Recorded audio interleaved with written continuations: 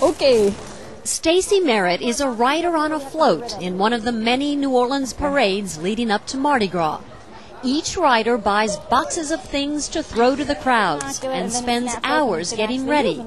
And if you don't live here, the effort may seem strange in a city where so much serious work still needs to be done. That was the dining room. Stacy is still waiting to move back home. She's living in an apartment while she tries to get a contractor to start doing some work. It's a common frustration in New Orleans, even a year and a half after the hurricane. But for many people, stepping away from the unfinished part of their lives is what Stacy calls therapy. But when you're here and you see construction and you see trailers and you see school zones, but they're not on because the school's not open anymore, that kind of depresses you, and you want to get out of that.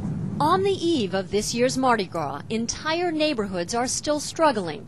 Bureaucratic snafus have tied up money to rebuild, and a new wave of crime frightens many people who've come back.